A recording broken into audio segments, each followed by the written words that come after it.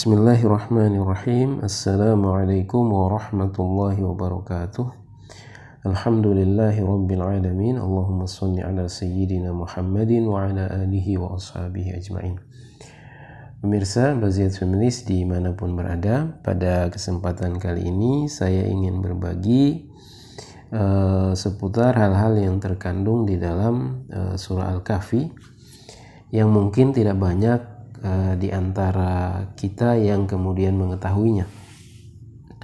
Nah, sebagaimana kita ketahui bahwa membaca surah Al-Kahfi itu memiliki keutamaan, khususnya kalau dibaca pada hari Jumat, sebagaimana yang disabdakan oleh baginda Nabi SAW, bahwa orang yang membaca surah Al-Kahfi pada hari Jumat itu mendapatkan ampunan di antara 2 Jumat.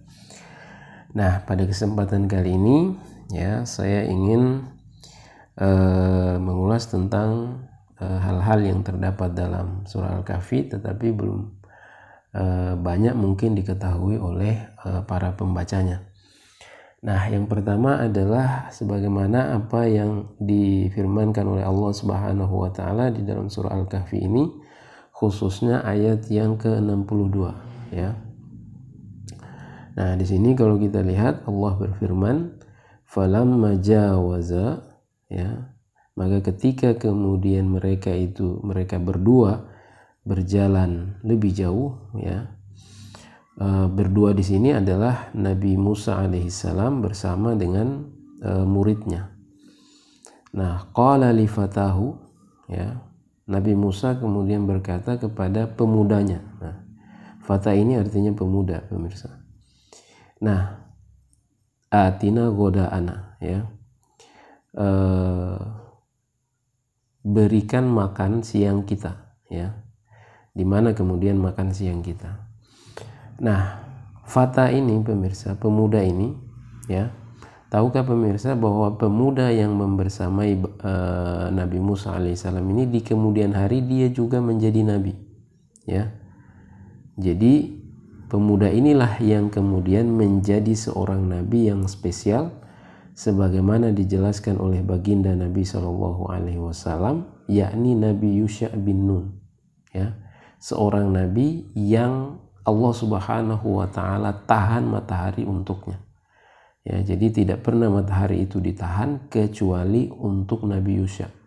Nah, Nabi Yusha itu adalah pemuda ini, ya, pemuda yang membersamai Nabi Musa alaihissalam ketika hendak berjumpa dengan Nabi Allah Khidir. Nah, itu yang pertama. Kemudian yang berikutnya itu adalah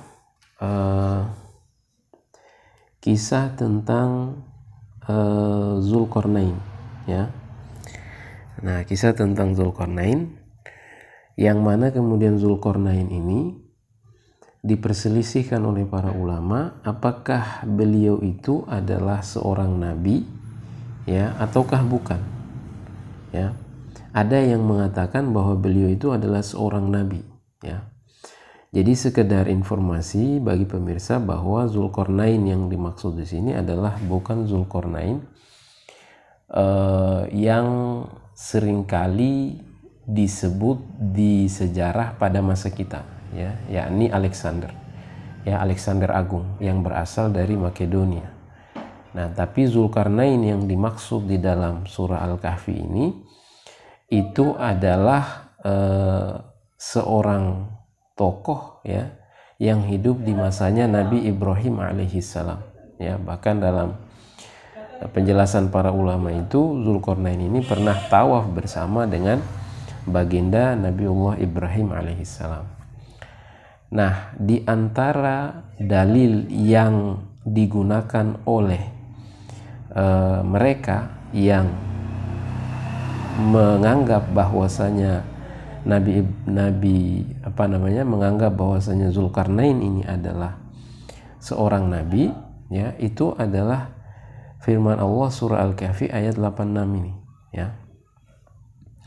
yakni Allah Subhanahu wa taala berfirman, kulna, ya, kami berkata, ya, yakni Allah Subhanahu wa taala berkata, ya dzal qarnaini, ya wahai Dzulqarnain, imma an tu'adziba wa imma an tattakhidha fihim husna, ya. Apakah engkau akan menghukum mereka ataukah engkau akan berbuat baik kepada mereka? Nah, kan syaratnya seseorang itu dikatakan sebagai nabi adalah dia menerima wahyu dari Allah Subhanahu wa taala. Nah, di sini Allah Subhanahu wa taala berfirman, "Qulna ya dzal qarnain." Kami berkata, wahai Dzulqarnain. Nah, ini kan mengandung makna bahwa Allah itu berkata kepada Dzulqarnain. Nah, kalau kemudian Allah Subhanahu wa taala berkata kepada Dzulqarnain secara langsung, ya, secara langsung, maka itu dia juga terhitung menerima wahyu juga, ya. Hanya saja ini memang kemudian diperselisihkan oleh para ulama, ya. Jadi kalau secara harfiahnya, ya, ini kemudian Allah berkata kepada Dzulqarnain. Nah, jadi itu pemirsa, beberapa hal atau dua hal yang berkaitan dengan surah Al-Kahfi, ya. Semoga ini bisa menjadi tambahan informasi bagi pemirsa sekalian. Demikian apa yang bisa saya bagikan. Wallahu a'lam bishawab. Wassalamualaikum warahmatullahi wabarakatuh.